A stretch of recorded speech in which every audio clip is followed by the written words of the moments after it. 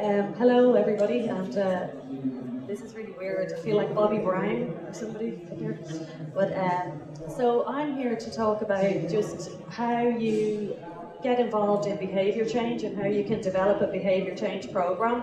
And I'll also talk about the example of the Green Schools programme in Ireland as a really successful behaviour change programme. So when you're talking about sustainability, a lot of people always think of technology and how technology can kind of solve all of our problems. The reality is technology will only solve some of them, and really it's about us and how we change our behaviour and how we use resources and how we become more efficient with the use of our resources, and that's in a very personal level but also in a community level, how we come together to make change and to kind of step away from this unsustainable lifestyle that we're living in. So when you look at behaviour change, it's quite a new science, and it's often seen as a soft science, that it's often easy to implement behaviour change, where it's really actually a very hard thing to do because of the way we're set, how we're people who like to be individuals and how we like to live our lives in a very different way often. So it's almost behaviour change is referring to a modification or a transformation of how we live on a daily basis. And a big one that we all know that's happening this month is Operation Transformation. It's a classic kind of let's get into a bit of behaviour change, and it's all around a very short period of time, 6 weeks, and tracking how people can change their behaviour in 6 weeks. And often they do, but the reality is, do they maintain that change into the future? And that's really what a long-term behaviour change is about. There's key stages. So first of all, if you're a smoker, you know the way you're smoking, you're having 10 cigarettes or 20 cigarettes every day, and then suddenly you become aware that it's a problem and you're thinking, okay, right, I'm going to change. And you contemplate change, and you might sit in it for a few weeks and say, yeah, I'm really going to change, I'm going to cut down on the 10 cigarettes. But eventually you say, no, next Monday I'm going to go down to 4 cigarettes, so I'm preparing myself to change. And you're changing your mindset by even setting a target for yourself. Then you say, right, I'm going to put it into action. And then Monday comes and you're sitting there with your box of cigarettes and you're thinking, right, I'm going to just have one in the morning, and then I'm going to have one at lunchtime, one in the afternoon, and that's it, or whatever. And really the action part is really important because it gives you a sense of empowerment, that you can suddenly think, I've set myself this goal and I ended up doing it. And by doing that, it's all about self-efficacy. It's about empowering yourself, and it's about then being able to continue on with that action the next day, and then the next day, and the day after that. And as you keep doing the actions, you're continually empowering yourself into the future. And then you become a champion for cutting down on cigarettes. And you say, do you know what? 6 weeks ago I cut down on cigarettes. You can do it too if you follow this through. Now, the hardest part is maintenance. Because as you know, January we're all off the booze and we're all trying to eat healthily, and we all try and maybe do a bit of exercise. But after January, do we start slipping into the old ways? We do, because that's what we are, creatures of habit. So maintenance and maintaining the change is really, really hard. And that's the part that we as program managers and program developers, we try to think about.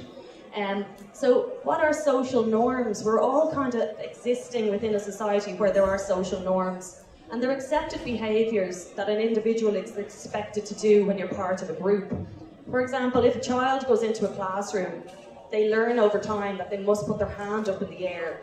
If they don't put their hand up in the air and they start shouting out the answers to everything, they're not part of the social norm that's happening in the class. Or if you go onto a plane and you suddenly start smoking, that's against the social norms that exist within that group who are travelling on that plane. Now, 20 years ago was a different issue, obviously. So, but norms can change over time, and behaviour change can be involved in changing that norm. Because we also have a thing called social deviance. And social deviance is when somebody doesn't conform to the social norm or the group that they exist in. You can see here the kids are smoking. You know, obviously their behaviour is deviant and it's outside of what the social norm is for their group. However, social deviance can actually be a really good thing because it challenges some of the social norms that shouldn't be accepted. You know, if, as you can see here, the suffragettes, when they were looking for the vote, they were going against the social norm of their time, where women were meant to be seen, possibly, and not necessarily heard. And also, when you're talking about cycling, the social norm in Ireland is that it's illegal to cycle on a footpath in Ireland. Whereas if you live in Amsterdam, obviously they're actually asking you to cycle on the footpath because they're providing infrastructure for you to do so. We in Green Schools really want to create behaviour change to change the social norms that are happening in Ireland at the moment, especially in relation to the sustainability agenda. For me, my job is all about trying to get children to walk and cycle to school more. And currently we're in a social norm where about 60% of children are driven to school every day. So when you're talking about cutting our carbon emissions in Ireland, the 20% of cars on a road every morning are actually bringing kids to school. So we want to be actively engaged in changing that. And the new social norm is what I want to see is kids walking and cycling. And that was the social norm that was accepted in the 1980s and the 1990s when we had 70% of children go to school on their own. We know what the benefits are. The benefits are to do with greater independence for children, health, reducing our carbon emissions. It's multitude benefits. So really engaging in behaviour change to change those social norms is important. Sorry. So the approach that you can take is really clear. If you want to engage with people and you want to make them change their behaviour, you need to set out clear examples or objectives. You need to say, right, I want to get 20% of people in my road picking up litter or getting them walking to school. You need to be sensitive. So who are you talking to? Are you talking to an adult or are you talking to a child? And how do you talk to them? Do you talk to them with technical language or do you talk to them in a more simplified language? But you can assess it yourself based on who the group are. You don't want to tell the people what to do. You want to lead by example. And you want to offer them ideas and you want to offer them opportunities to train and to learn. And then you want to offer them opportunities to feel empowered and to actually improve, to feel the whole efficacy issue. Then you want the desired behaviour, show that it's normal. For example, that's me, that's a real picture of me. I have 3 children. When they started going to school, I couldn't drive them to school. You know, I couldn't do that because that would be totally hypocritical. So I ended up getting a cargo bike. And, you know, I have to stand by what I do. And luckily enough, they're all scooting to school now because they're way too heavy for that cargo bike, that's for sure. But be in the right place at the right time. If people have problems, offer them the solutions or offer them the opportunity to actually figure out the solutions themselves. You know, we're not all experts. People out there are experts, and by bringing them together and offering them the chance to create solutions, well then, that's probably more likely to succeed. And then obviously amplify your impacts, get together with other people who want to do it as well and support each other. It's really important how you communicate your message because, for example, if you want to get more children cycling to school, you can use a message like this, and I see these type of messages in the newspaper a lot when they're talking about, you know, using statistics for health or anything to do with transport or energy use. For example, did you know that only 2% of all children cycle to school? Do you know what that is? Alarm bells going off in parents' heads. They're saying, well, my child isn't going to be the 2%. You know, they don't want to be putting their child out there in a group that's somewhat socially deviant because they're not the 98% of children who don't cycle to school. So you have to be really careful about how you use your statistics and how you translate that into the message. So the better message would be, did you know that 80% of children want to cycle to school? And suddenly you're thinking, oh yeah, well 80% must be great. Everybody wants to cycle to school, well then I'll let my child cycle to school. And that's similar in messages to do with health and also environment when you're talking about trying to maybe retrofit areas or trying to engage people in sustainability.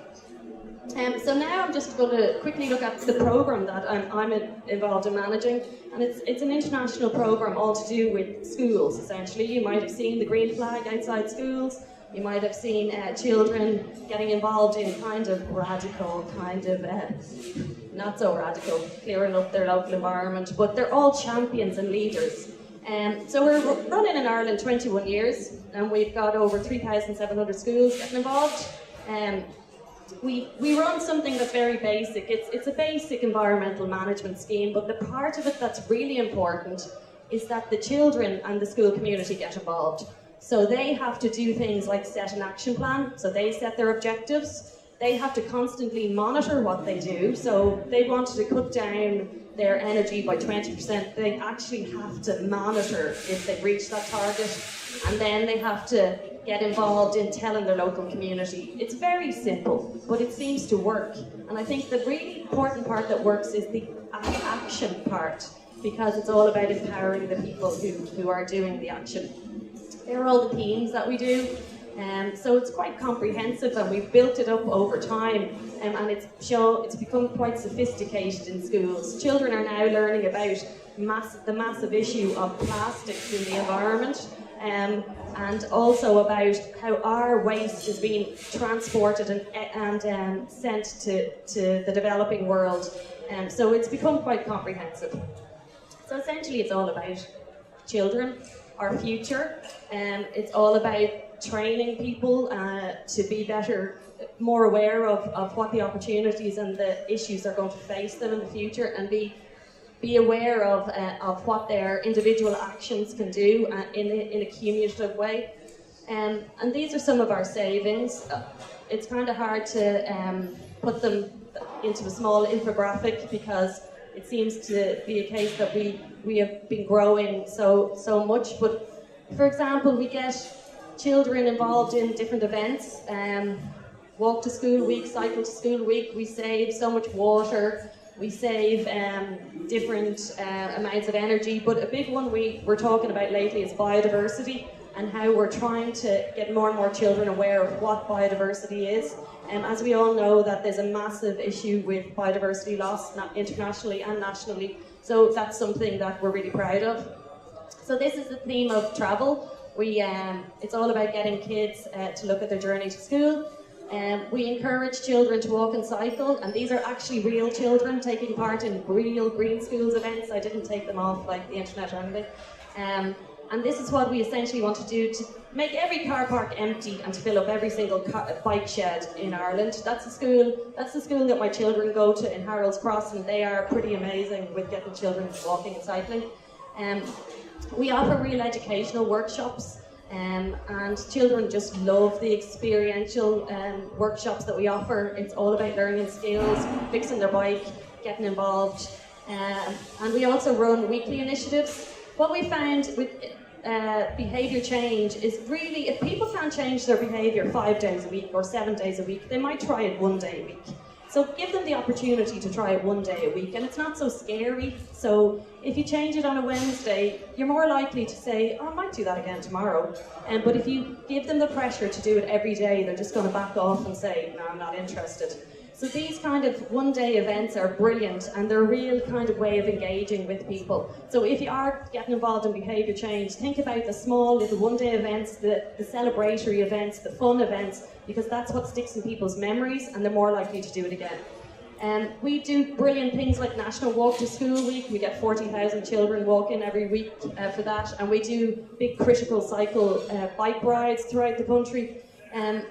We also fund kids to do cycle training. We've done 22,000 already, and we also part fund cycle parking, and we really are really involved in making sure that there's infrastructure. We train parents and teachers. Most people, parents, mothers, have not been on a bike for about 20 years, and we're trying to reverse that. They're the ones who normally look after how their children get to school, so it's really critical that we train them. We do scooter training, really, really great fun, but more kids are coming at it as it's the fastest way to get to school often. And we do other events, bike buffet, you can find out all about it, cycle to surf.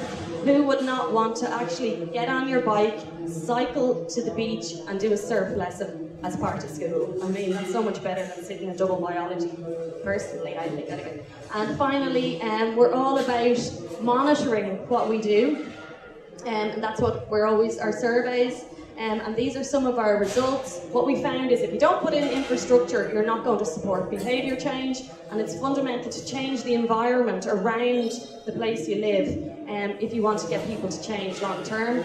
And what we have done is we've established things called a walkability audit. We look at pedestrian areas around schools, and we've worked with local authorities to change the environment around the school, because we mean business. We want to retrofit our cities and our towns to make people better able to walk or cycle to school. There's no point in talking about carbon neutral Ireland if nobody can travel from their housing estate to their school or their shop or their work, because there is no footpath. It's just not on. But anyway, that's what we've done. If you want to get involved, or if you're interested in finding out more about us, there are all the different national projects that we run. We also run Green Campus, which means that children in primary school, secondary school have gone into university, and they have actually created the Green Campus programme in university, and Trinity and UCC are now involved. So it really shows that long-term behaviour change works, and the Green Schools programme is one of those programmes. Thank you.